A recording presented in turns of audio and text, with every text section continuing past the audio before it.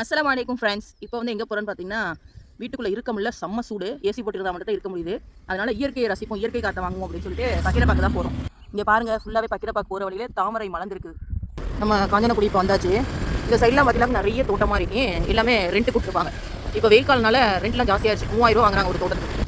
இங்கே பாருங்கள், இங்கிட்டு போனால் கீழக்கரை வந்துடும், இங்கிட்டு போனால் பக்கிரப்பா வந்துடும். இப்போ நம்ம பக்கிரப்பாக்கு போவோம். முன்னாடிலாம் பக்கிரப்பாக்கு போகிற பாதையை பார்த்தீங்கன்னா ரோடே இருக்காது, குண்டு குழிமாக தான் இருக்கும். அங்கே போய் சேர்றதுக்கே 1/2 மணி நேரம் ஆயிரும்.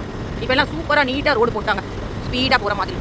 இப்போ பக்கிரப்பா உள்ளே வந்தாச்சு பாருங்கள். ஃபுல்லாக உங்களுக்கு நான் சுற்றி காட்டுறேன். இந்த மாதிரி பிளேஸ்க்குலாம் வந்தமாக்கு மனசு ரொம்ப அமைதியாக நிம்மதியாக இருக்கிற மாதிரி இருக்கும். ரொம்ப சந்தோஷமாக இருக்குது எனக்குமே. எப்பவும் போல தான் பக்கிரப்பாவில் செம்ம காற்று அண்ட் கூட்டம் பார்த்தீங்கன்னாக்கா அந்த அளவுக்கு இல்லை, ஒரு மீடியமான அளவுக்கு தான் கூட்டம் இருந்துச்சு. ஏன்னா சண்டே அந்த மாதிரி தான் நிறைய கூட்டம் வருவாங்க. அப்புறம் அஃபீத் பேபிக்கு ரொம்ப பிடிச்சிருந்துச்சு போல இந்த இடம். அமைதியாக இருந்தால் ஆடவே இல்லை, வேடிக்கை பார்த்துட்டு ரொம்ப ஜாலியாக இருந்தான். ஆலிஃப் அம்மார் நல்லா என்ஜாய் பண்ணி கடலில் விளாண்டதுக்கு அப்புறமா பிஎஸ்பிக்குள்ளே கூட்டிகிட்டு போயிட்டேன். உள்ள போய் என்ன பண்ணோம் அப்படிங்கிறத நெக்ஸ்ட் மினி விளாக்ல பார்க்கலாம். தேங்க்ஸ் ஃபார் வாட்சிங். டடா, பாய்.